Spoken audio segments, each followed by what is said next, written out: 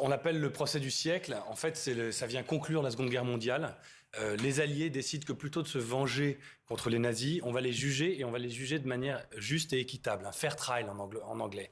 Et donc les 24, au final ils seront 21, les 21 principaux dignitaires encore en vie du Troisième Reich, à commencer par Göring qu'on voit sur cette photo, les maréchaux, les généraux, les amiraux, les ministres, les idéologues, tout ce petit monde se retrouve à Nuremberg pour être jugé. Le procès va durer 11 mois.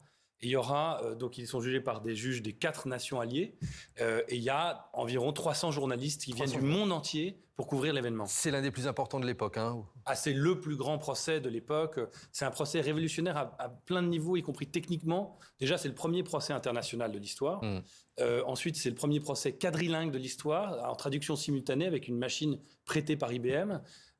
Ensuite, c'est le premier procès dans lequel il y a des images preuves, c'est-à-dire un film le film de la libération des camps de concentration est produit comme une preuve en salle d'audience. Donc voilà, c'est révolutionnaire à plein d'égards. Et donc vous nous faites vivre ce procès de l'intérieur avec des anecdotes passionnantes de Joseph Kessel, Elsa Triolet, les jeunes, John Don Passos, c'est les figures de l'époque, hein, du journalisme et de la littérature. Pourquoi vous avez décidé de retracer ce procès à travers leurs yeux, plus qu'à travers les juges par exemple ou les accusés?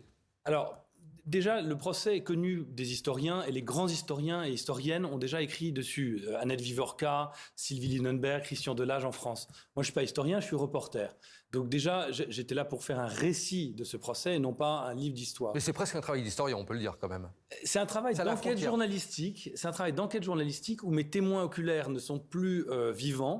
C'est pas un fait divers ou un attentat comme à Oléron qu'on vient de voir. C'est un événement qui est passé. Mais je traite les personnages historiques comme des témoins oculaires. Et c'est sur eux que je m'appuie d'ailleurs.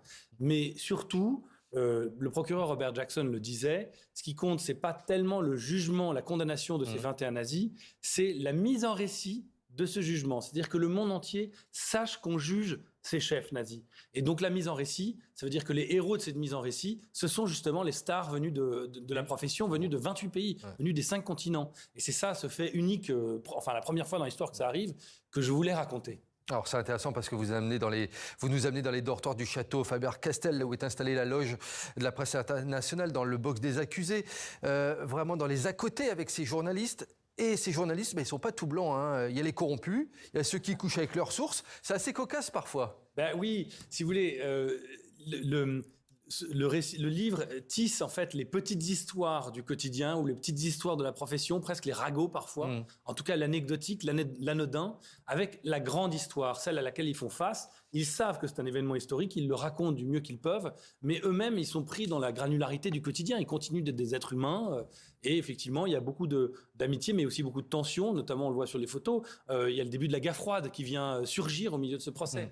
Donc le procès est traversé de plein de courants sous-jacents. Il y avait la recherche du scoop à l'époque, ou pas encore? Ah oui, absolument. Et puis surtout dans un contexte comme celui-là. Ils sont 300, ou en tout cas plusieurs centaines, parce qu'après certaines grosses vedettes de la profession s'en vont. C'est long, il y a des moments ennuyeux, et ils cherchent désespérément, notamment les freelances, à faire un scoop pour pouvoir continuer à vendre leurs articles, si vous voulez. Et donc il y a une concurrence féroce, et qui d'ailleurs parfois mène à des situations ubuesques. Il y a une journaliste qui paye la femme de Göring pour avoir une interview avec elle exclusive. Enfin, c'est hallucinant, quoi.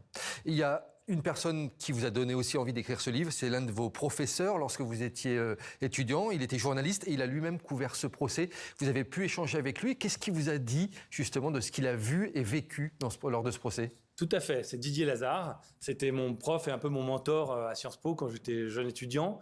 Et il avait été à Nuremberg comme journaliste. Et je l'écoutais beaucoup. Il était très amusant, très drôle, très incisif intellectuellement. Et lui disait, voilà, on était quand même pris dans justement ce que vous disiez, on était pris dans un maelstrom en fait, au jour le jour. Et il fallait toujours faire un pas en arrière pour se souvenir que c'était un événement majeur et pour se souvenir qu'on était fiers d'être là pour participer, pour voir, mais aussi pour participer puisque c'est une mise en récit. Donc pour participer à la fabrication de la grande histoire. Il nous reste une trentaine de secondes, Alfred de Montesquieu. Je voulais que l'on commente ensemble la couverture de ce livre.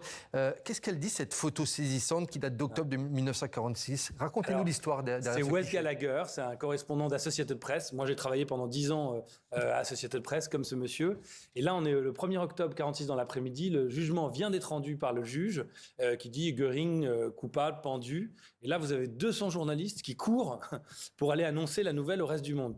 Et lui, alors le problème, c'est qu'il n'y a que 5 cabines de téléphone internationales. Donc, il faut y aller. Il faut y aller. Lui, il gagne. D'abord parce qu'il court vite, il est jeune, il court vite, comme on le voit. Et deuxièmement, parce que sa femme, qui est aussi journaliste, est dans une des cabines et elle a déjà ouvert la ligne avec New York. À l'époque, c'était long à ouvrir les lignes internationales. Donc lui, il arrive, il prend le combiné, là, Goering, pendu.